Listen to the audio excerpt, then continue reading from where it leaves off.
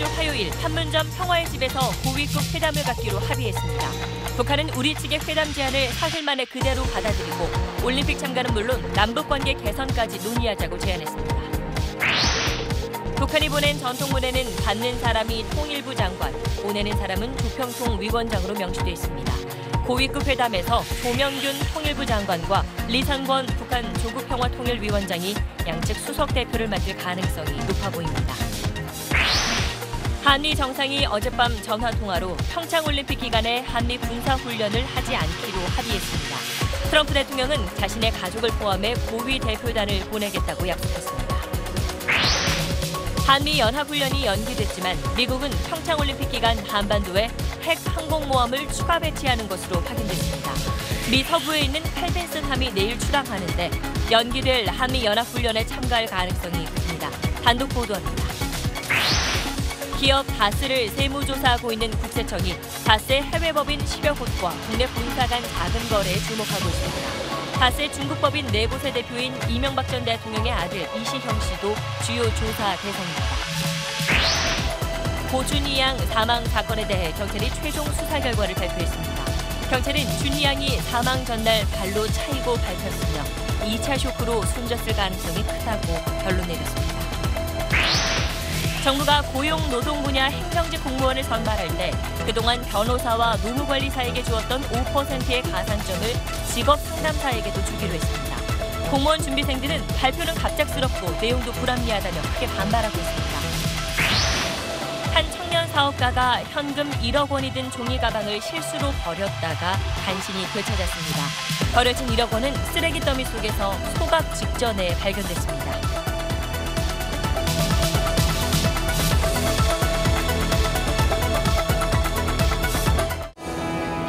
기름 없이 달리는 일상으로 내일을 바꾸는 현대수소 전기차. 여러분 안녕하십니까? 평창올림픽 개막을 딱 한 달 앞둔 1월 9일, 그러니까 다음 주 화요일 판문점에서 남북 고위급 회담이 열립니다. 지난 2015년 12월 이후 2년여 만에 열리는 남북 회담입니다. 북한의 평창올림픽 참가 문제를 비롯해 남북 관계 개선을 위한 폭넓은 논의가 예상됩니다. 오늘 첫 소식 이세영 기자입니다. 오늘 오전 10시 16분 판문점에 북한이 보낸 팩스가 도착했습니다. 북한이 우리의 남북 고위급 회담 제안을 수락하는 전통문이었습니다. 다음 주 화요일인 9일 판문점 남측 평화의 집으로 나가겠다고 밝혔습니다. 의제는 평창올림픽 참가를 비롯한 남북관계 개선 문제입니다. 그리고 1월 9일 판문점 평화의 집으로 나가겠다고 했고요. 북한은 또 평창올림픽 참가와 남북관계 개선 문제를 논의하자는 자신들의 제의에 우리가 호응한 점을 환영한다고 밝혔습니다.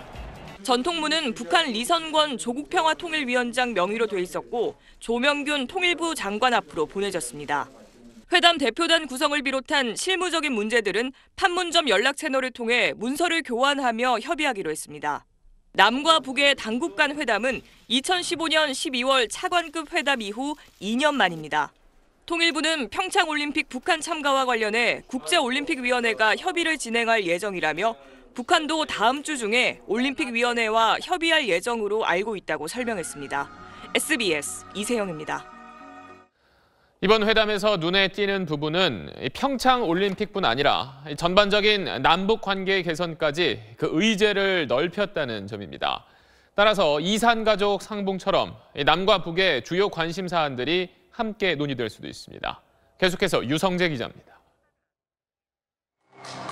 이번 고위급 회담에서 북측은 평창에 파견할 선수 등 대표단의 규모와 구성을 알려줄 것으로 보입니다.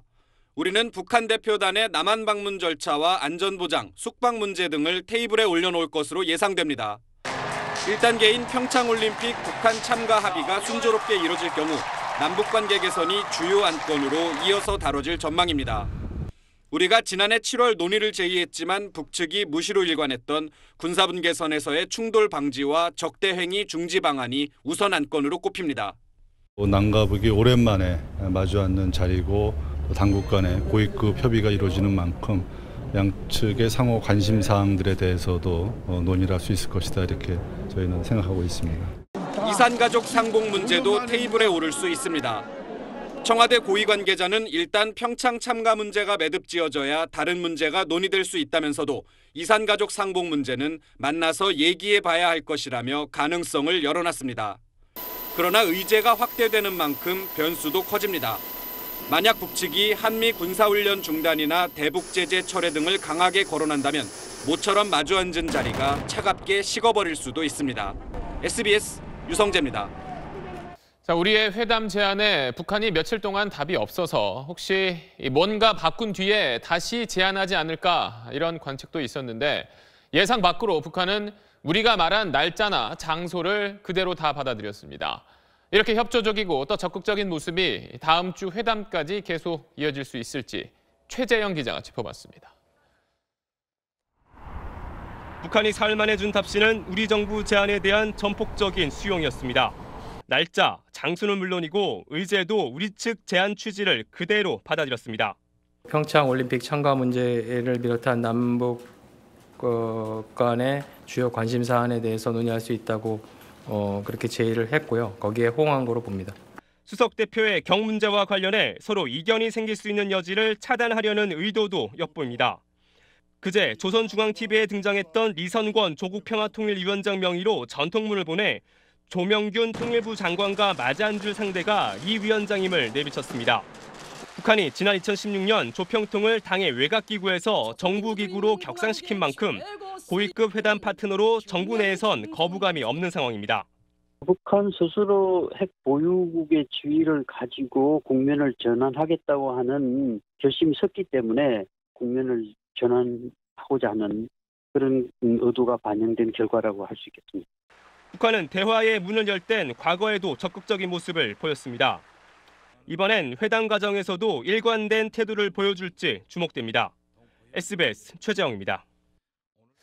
자, 그렇다면 북한이 이렇게 전격적으로 우리 정부의 제안을 받아들이겠다고 한 이유는 뭔지, 또 그 속에 다른 의도는 없는 건지 저희가 북한 문제 전문가들에게 한번 의견을 들어봤습니다.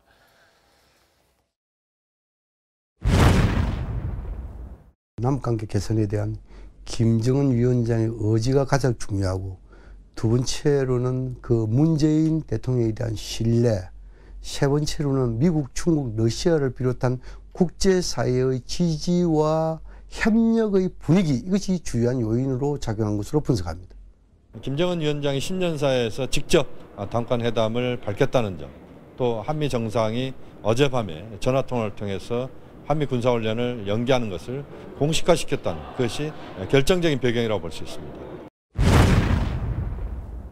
북한 핵무력 완성을 선언했기 때문에 이제 남은 과제는 경제 건설이라고 볼 수 있습니다.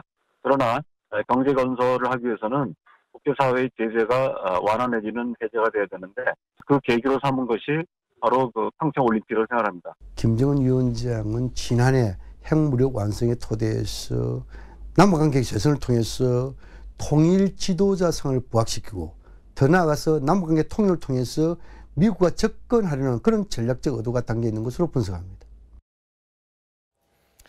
네, 그럼 이번엔 통일부에 나가 있는 취재기자 연결해서 회담 준비 상황은 어떤지 알아보겠습니다. 자, 김수영 기자.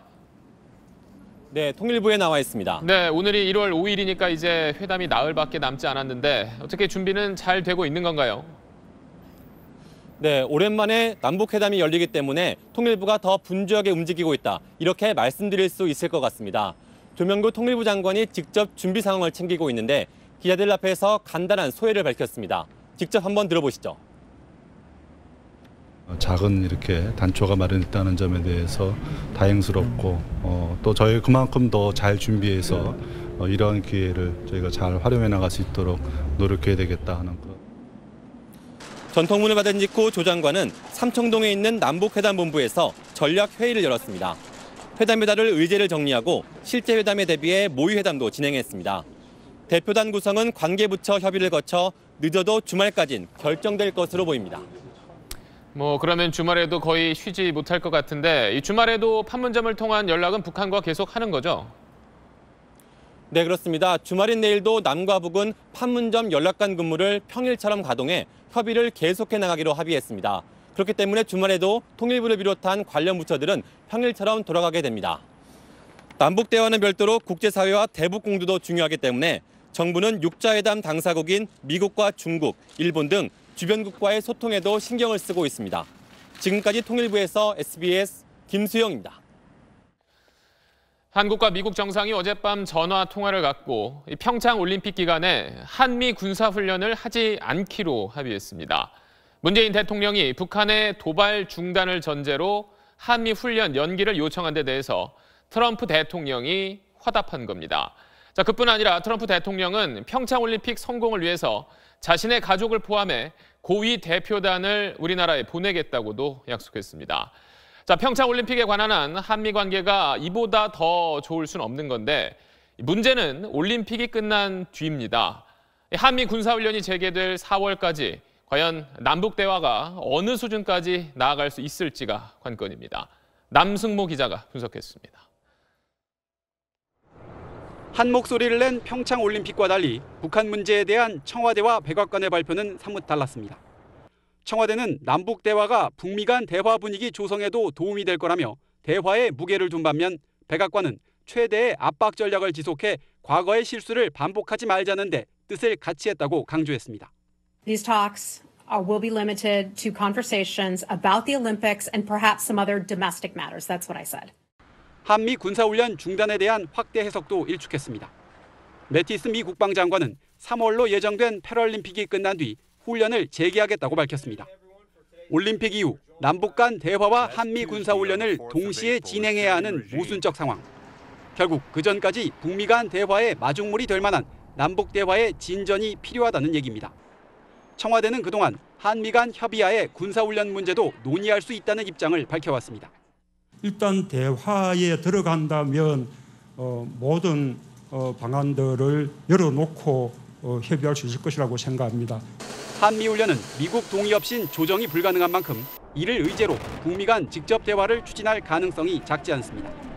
청와대 고위 관계자도 이번 남북 대화는 북미 대화의 모멘텀을 찾는 과정이라고 밝혀 이런 분석에 힘을 실었습니다. 다만 문재인 대통령이 오늘 과거처럼 유약하게 대화만 추구하진 않겠다고 밝혔습니다. 보수층을 염두에 둔 발언이겠지만 북측에도 끌려다니지 않겠다, 진정성을 보이라는 메시지로도 해석됩니다. SBS 남승모입니다.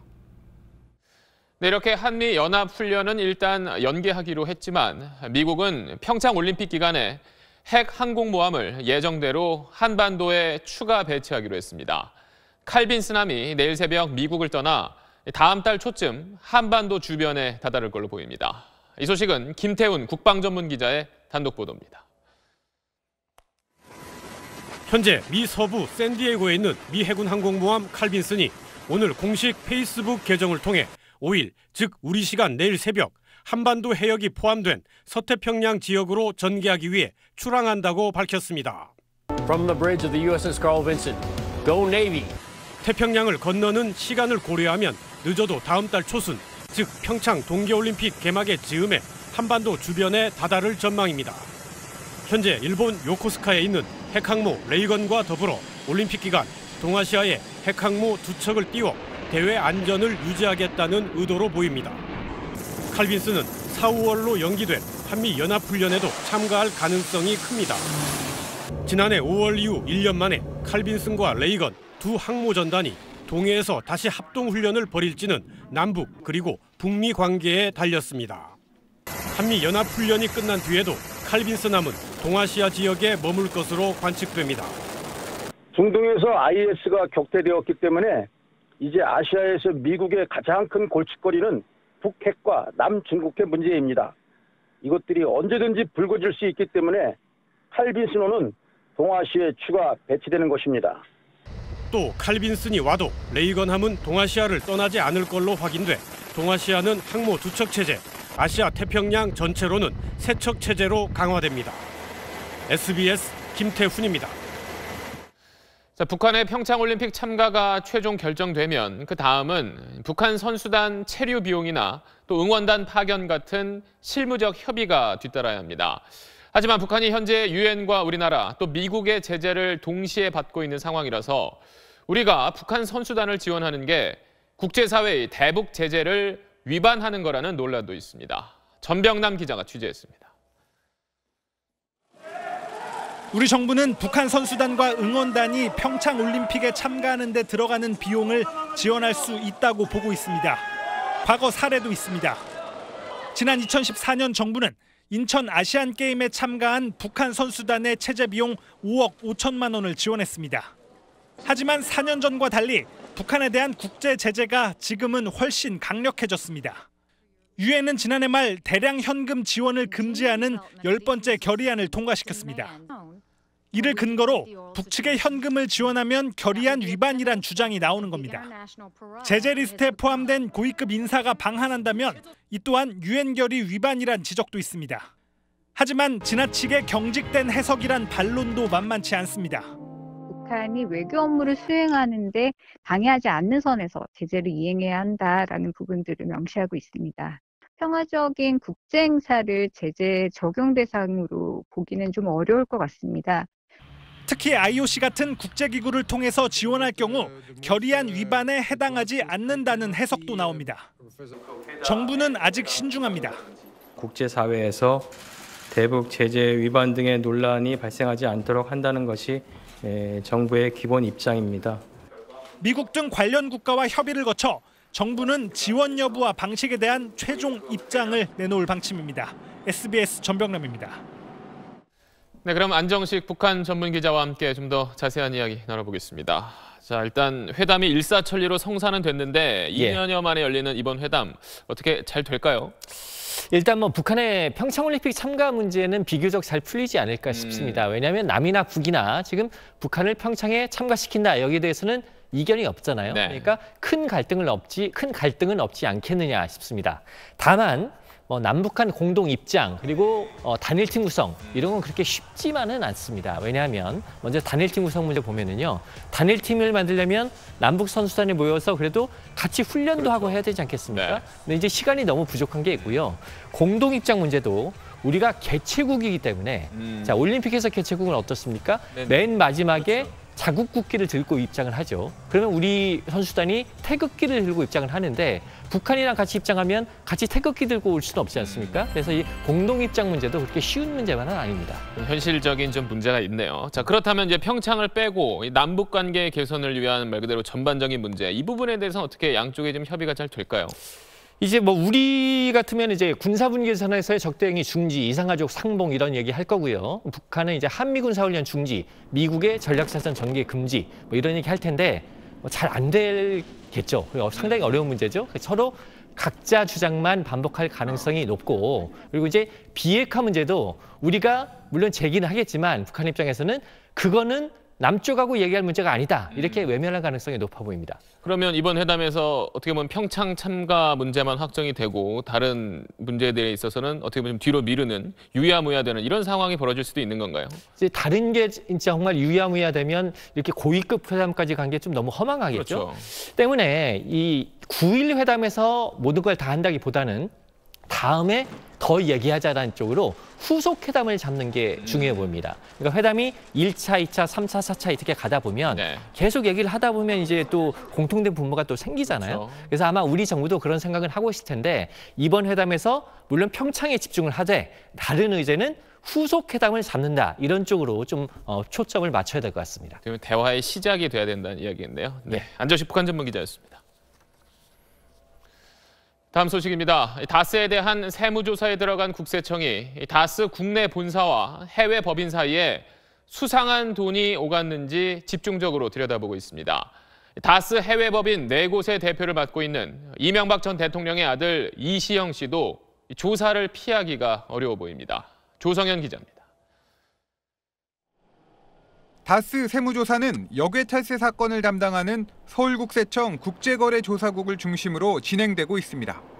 10여 곳에 이르는 다스의 해외 법인, 그중에도 중국 법인과 국내 본사 간의 자금 이동에 주목하고 있습니다. 우선 수상한 자금이 오갔는지를 파악하고 이 과정에서 부풀리기나 은닉을 통한 별도 자금 조성이 없었는지가 초점입니다. 특히 다스의 중국 법인 9곳 가운데 4곳은 이명박 전 대통령의 아들 시영 씨가 대표로 있습니다. 이시영 씨는 다스 주식을 한 주도 보유하지 않았지만 알짜로 꼽히는 해외 법인들의 대표를 맡고 있다는 점에서 핵심 조사 대상입니다. 또 2008년 2월 미국 법인에서 다스 본사에 입금된 걸로 회계 처리된 120억 원도 조사할 계획입니다. 당초 개인 17명의 43개 계좌로 분산돼 운용되던 이 자금은 다스 본사가 미국 법인에서 외상값을 받는 방식으로 기재돼 의문을 남겼습니다. 참여연대는 다스가 이 과정에서 세금을 탈루했다며 지난달 세무당국에 제보했습니다. 참여연대는 또 다스의 전 최대 주주이자 이전 대통령의 처남인 김재정 씨의 유산 상속 과정이 김 씨 가족에 비합리적으로 불리하게 진행됐고 이것은 실소유주가 따로 있음을 보여주는 증거라며 오늘 관련 문건을 검찰에 제출했습니다. SBS 조성현입니다. 박근혜 전 대통령의 국정원 특수활동비 사용에 최순실 씨가 관여했다는 증거라면서 어제 검찰이 최 씨가 직접 쓴 메모를 공개했었습니다. 누구에게 얼마를 줬다는 내용의 이 메모가 대부분 현금이었던 특수활동비의 사용처를 확인하는 결정적인 증거가 됐는데 최 씨 측은 아무 상관이 없는 메모라고 오늘 반박했습니다. 보도에 박원경 기자입니다. 어제 검찰이 공개한 최순실 씨의 자필 메모엔 이재만 전 비서관 등 3명에게 연도별로 지급된 돈의 액수가 구체적으로 적혀 있습니다. 검찰은 이 메모가 최 씨가 국정원 특수활동비 사용에 개입한 유력한 정황이라고 설명했습니다. 특수활동비 수사에 한 번도 응하지 않았던 최순실 씨는 즉각 반박에 나섰습니다. 최 씨 측 이경재 변호사는 해당 메모는 2015년 말 이재만 전 비서관이 했던 말을 최 씨가 받아 적은 것이라고 주장했습니다. 최 씨가 이 전 비서관 등의 퇴직금을 걱정하자 대통령이 적절히 챙겨주고 있다며 받은 돈의 액수를 얘기했다는 겁니다. 수사팀은 돈을 받은 사람이 연도별로 정확한 액수까지 말했을 가능성이 있겠냐며 말도 안 되는 얘기라고 일축했습니다. 오히려 수사 초기 비협조적이었던 이 전 비서관이 해당 메모를 보자 깜짝 놀라면서 특수활동비를 받은 사실을 털어놨다고 설명했습니다. 대부분 현금이었던 특수활동비의 용처가 구체적으로 확인되는 결정적 계기가 됐다는 겁니다. 검찰은 관련자 50여 명의 500개가 넘는 계좌를 추적했고 진술도 다각적으로 확보했다며 국정원 특수활동비 사용처 수사 결과에 대한 자신감을 내비치고 있습니다. SBS 박원경입니다. 자, 시옷, 기역, 비읍, 치읓 이게 혹시 무슨 뜻인지 아시겠습니까? 어제부터 계속 화제가 되고 있는 한글 자음입니다. 국회 본회의에 출석하라는 문자 메시지를 계속 받은 자유한국당의 김종석 의원이 이렇게 4글자로 답장을 보낸 건데 대체 이게 무슨 뜻인지 최고은 기자가 김종석 의원에게 직접 물어봤습니다. 여야 기싸움으로 본회의가 열리니 많이 하던 지난해 말 소상공인 등으로부터 전기생활용품안전법 개정안 통과를 위해 본회의에 출석해달라는 문자가 의원들에게 쏟아졌습니다. 그런데 자유한국당 김종석 의원이 이 문자에 답하면서 일이 시작됐습니다. 크리스마스 지나서부터 하루에 한 200~300건은 받았을 거죠. 벌써 24시간 내내. 정신이 없더라고. 답장 문자가 미음, 치읓, 시옷, 쌍기역, 시옷, 기역, 비읍, 치읓 등 자음으로만 구성됐기 때문입니다. 답장을 받은 시민이 문자를 인터넷에 공개하면서 논란이 커졌습니다. 앞에 문자는 욕설인데 뒤에 문자를 두고는 수고불참, 시골배추, 세금바쳐 등 기상천외한 해석까지 나왔습니다. 김 의원은 법 개정에 반대하지 않았는데도 문자가 쏟아진 데다 기계를 이용한 무작위 발송이거나 스팸 전용 번호라고 생각해 이렇게 답장했다고 해명했습니다. 또 앞에 자음 문자는 욕설이 맞지만 반장난이었고 뒤에 자음 문자는 아무 의미가 없다고 밝혔습니다. 하다 보니까 머릿속에 이거 보니까 발진 전용 같아가지고 반장난으로 그걸로 보낸 거거든요. 근데 실수했지 뭐. 시민의 문자 보내기가 정치 참여의 한 형태로 자리 잡은 상황에서 의원의 욕설 문자 답장은 명백히 경솔했다는 평가입니다. SBS 최고은입니다.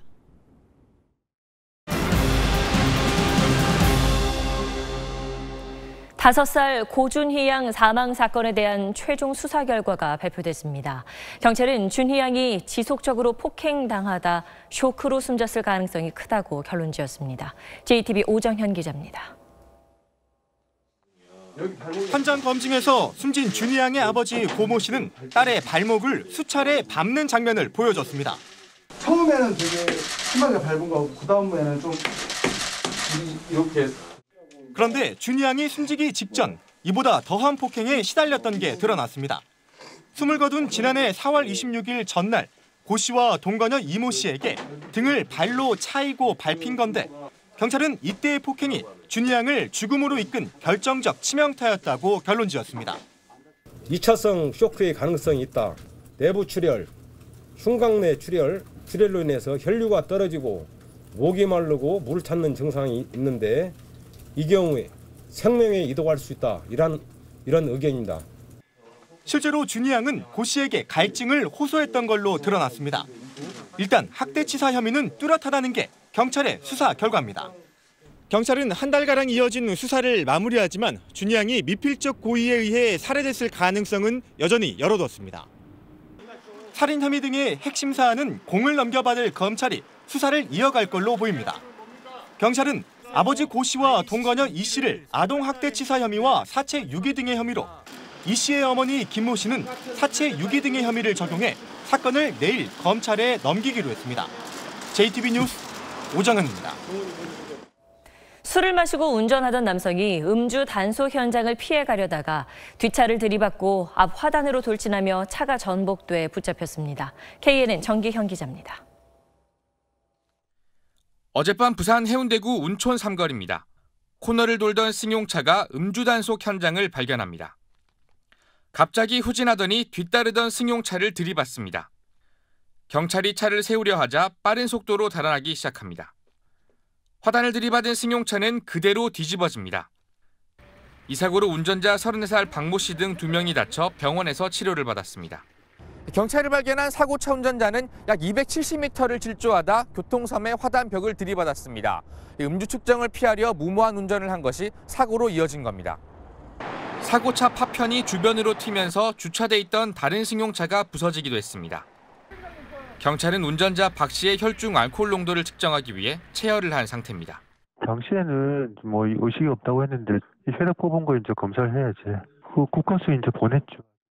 경찰은 박 씨가 태어나는 대로 빠르면 이번 주말에 소환해 정확한 사고 경위를 조사할 방침입니다.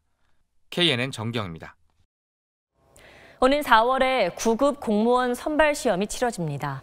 행정직 고용노동 분야직으로 500여 명을 뽑는데 나흘 전에 발표된 공고를 보면 그동안 변호사에게 주어졌던 5%의 큰 가산점을 상대적으로 자격증을 얻기 쉬운 직업 상담사에게도 준다고 되어 있습니다. 7급 채용에서도 비슷한데 발표는 갑작스럽고 내용도 불합리하다며 시험 준비생들이 크게 반발하고 있습니다. 이현영 기자가 취재했습니다. 9급 공무원 시험을 앞두고 노량진 고시초는 최근 술렁이고 있습니다. 조금 맥이 빠지는 것 같아요. 기회가 날아가는 것 같은 느낌이 들고요. 지난 1일 채용 공고에서 행정직 선발에 지금까지 주어지지 않았던 직업 상담사 가산점이 등장했기 때문입니다. 그것도 합격률이 40%에 가까워 비교적 받기 쉬운 직업 상담사 자격을 변호사나 노무사 자격증과 같이 가산점 5%를 준다는 겁니다. 변호사도 가산점 5%인데 직업 상담사 같은 경우에 똑같은 5%를 부여하니까 좀 불공평을 많이 느끼는 것 같아요.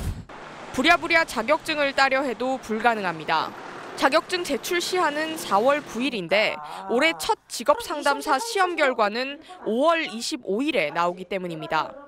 1점으로 수천 명의 당락이 좌우되는 9급 시험에서 5% 가산점은 20점을 거저 얻는 셈입니다. 0.5점 그 자격증을 따기 위해서도 진짜 몇 달의 자격증 준비를 하는데 5점이면 정말 어마어마한 거기 때문에. 수험생들은 고용노동부에서 무기계약직으로 일하는 1000여 명의 직업 상담사를 정규직으로 채용하려는 꼼수라고 의심합니다. 고용노동부는 전국의 직업 상담사는 3만 6천 명에 이른다며 1,000명의 특혜를 주려는 의도는 아니라고 해명했습니다. 또 국회 결정 때문에 공지가 늦었다고 밝혔습니다. 이런 가운데 1년간 유예 기간을 달라는 청와대 국민청원의 동참자는 10,000명을 향해 가고 있습니다. SBS 이현영입니다. 부당 해고됐다가 복직한 직원들을 화장실 앞에서 근무시켜 지탄받았던 회사가 있습니다. 당시 저성과자로 찍혀 같이 해고된 여직원들이 있는데 이들이 낸 소송에서 1심 법원이 해고 무효라고 판결했습니다. 특히 출산휴가 직전이나 직후에 있던 이들이 납득할 만한 기준 없이 저성과자로 분류됐다는 점을 판결문에 적시했습니다. 소셜미디어 비디오 머그가 취재했습니다.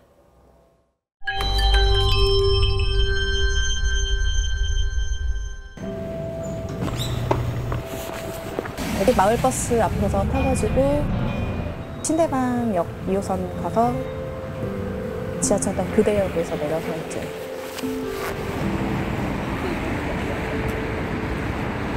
얼마나 억울했으면 정말 아기까지 이렇게 둘째고 와가지고 이 자리에 있을까 이런 걸 조금은 좀 알아주길 바랬던 것도 있었던 것 같아요.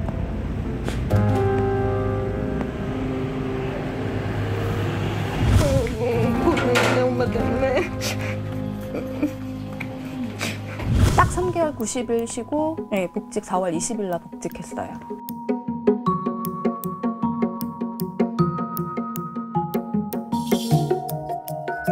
(9월 30일) 팀장님 불러서 한 날에 회사의 방침이 이렇게 됐으니 대리가 수긍해주고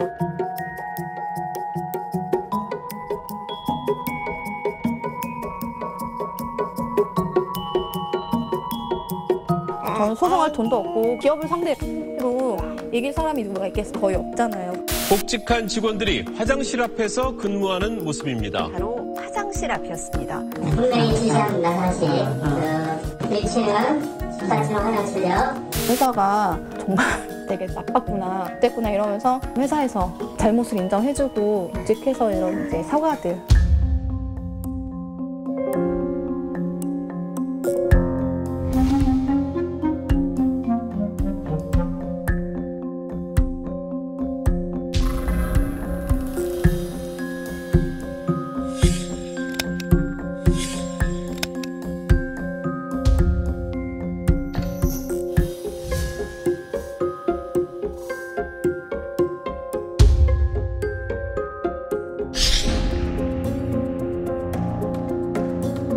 긴 싸움이 또 이어질 텐데 좀 부담은 되고 기쁨과 걱정이 좀 많이 같이 있어요. 다른 직원들이나 여직원들한테도 전례를 남겨주고 이런 상황에 좀 되풀이되지 않는 그런 좋은 좀 모습을 남겨주고 싶어요.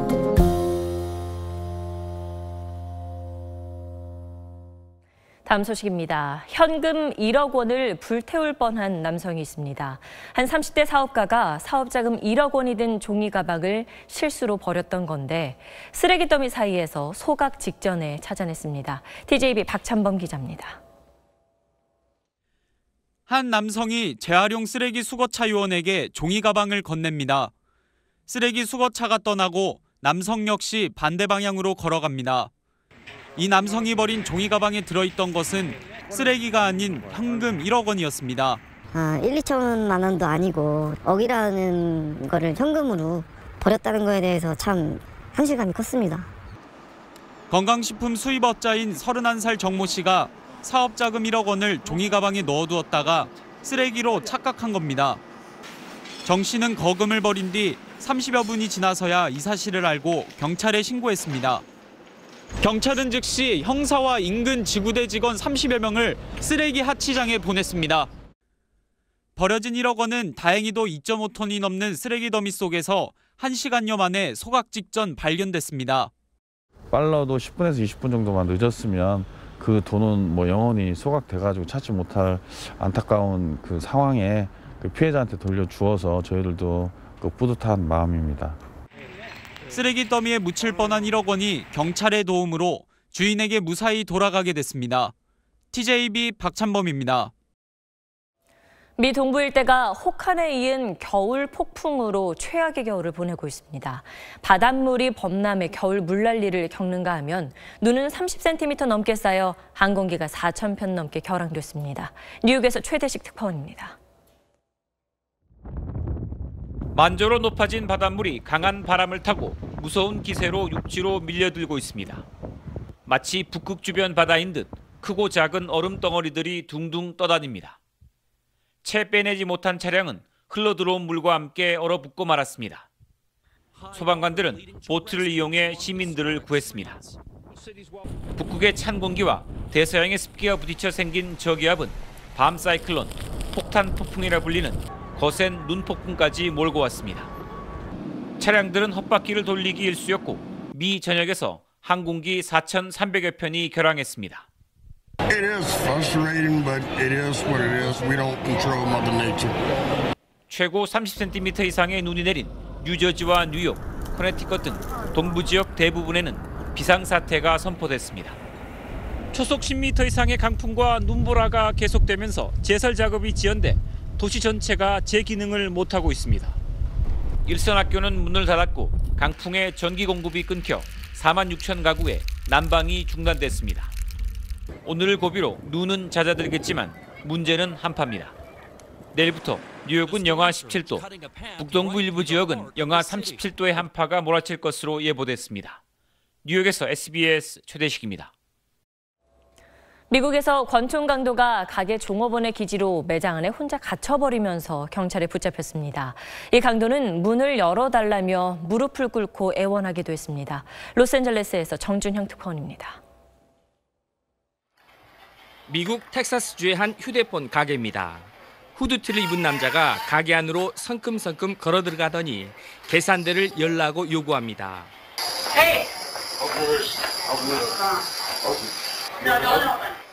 남자가 물건을 챙기느라 정신이 팔린 사이 여직원이 잽싸게 가게 밖으로 나가 손님들을 불러냅니다. 그리곤 바깥에서 문을 잠궈버립니다. 깜짝 놀란 남자가 문으로 다가갔으나 이미 굳게 잠긴 뒤였습니다. 당황한 남자는 문을 향해 잇따라 권총을 쏴댑니다.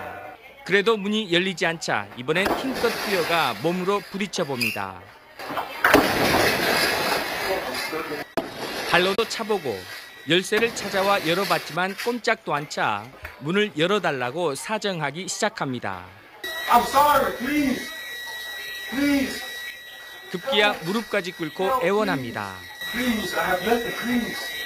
Please. Please.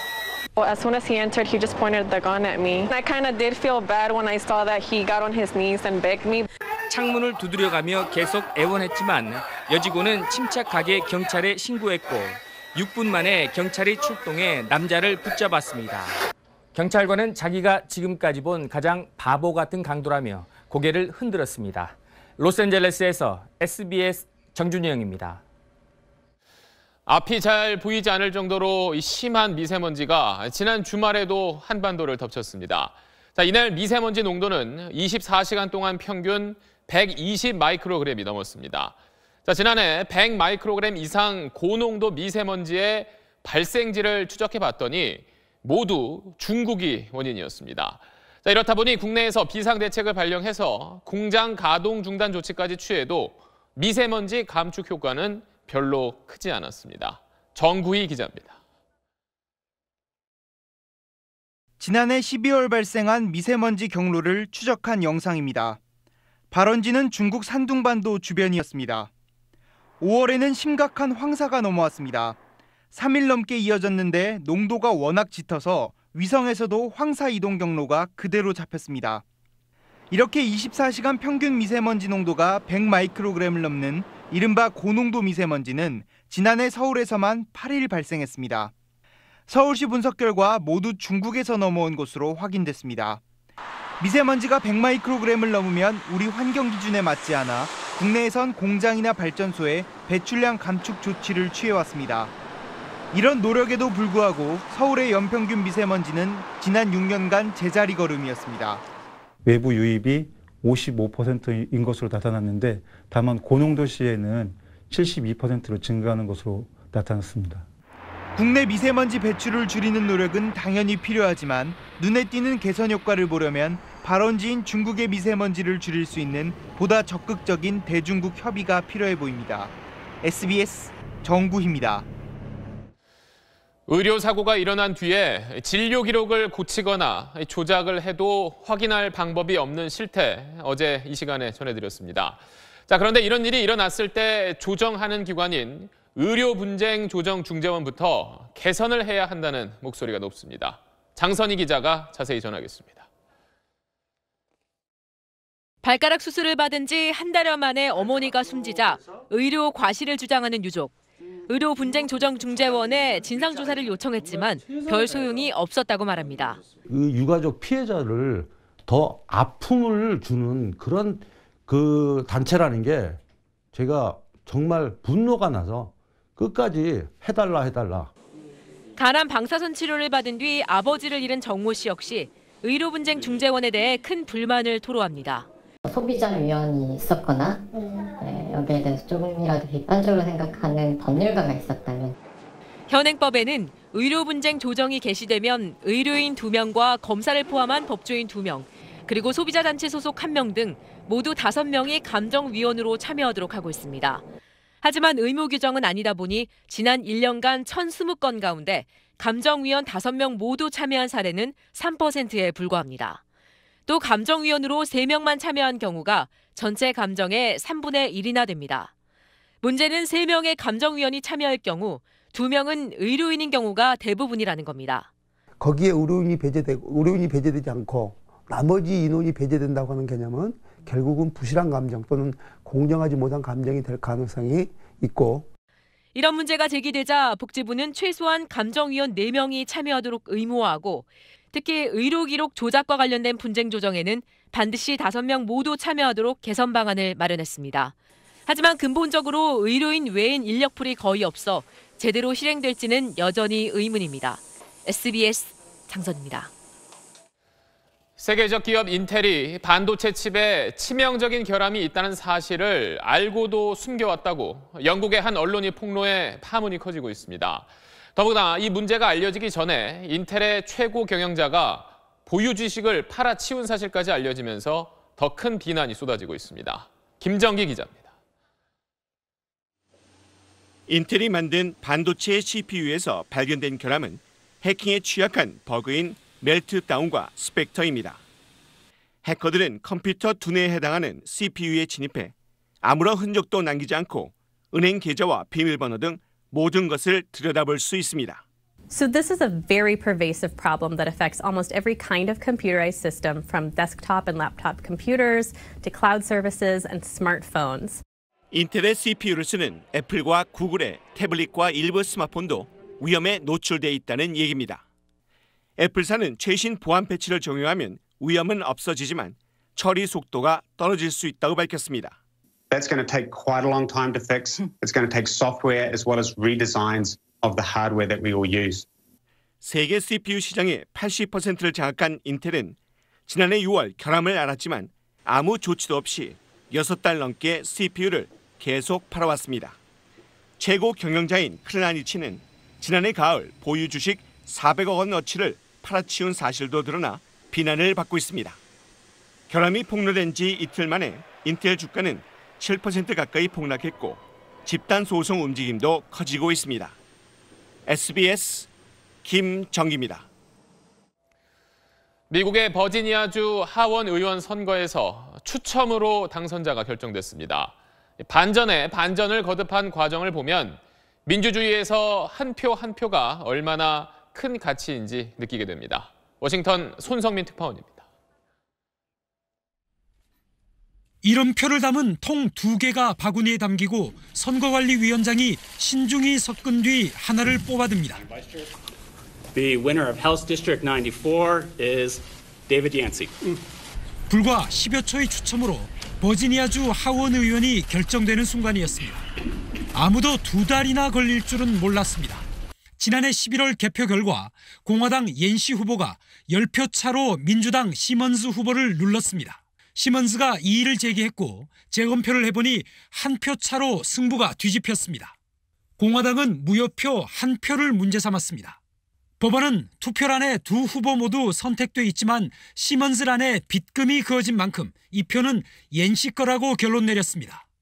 11,608표 동점. 승부는 주법에 따라 추첨으로 넘어갔습니다. And I'm really grateful that every vote has been counted. This is certainly historical. 옌시의 극적인 당선으로 공화당은 51대 49로 다수당 자리를 지켰습니다. I hope that this will be a lesson to get more and more people registered to vote. 동점자에 대해 이렇게 추첨을 하는 미국과 달리 우리나라는 국회의원은 나이순으로, 대통령은 국회에서 투표로 당선자를 결정합니다. 워싱턴에서 SBS 손성민입니다.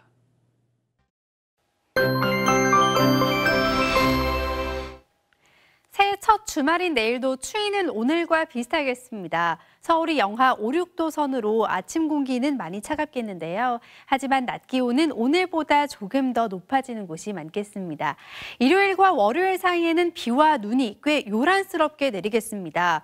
일요일 밤에는 남부지방, 다음 주 월요일이 되면 전국으로 확대가 되겠는데요. 날이 많이 춥지 않아서 일부 중부지방에서는 눈과 비가 섞여 내리는 곳도 있겠습니다.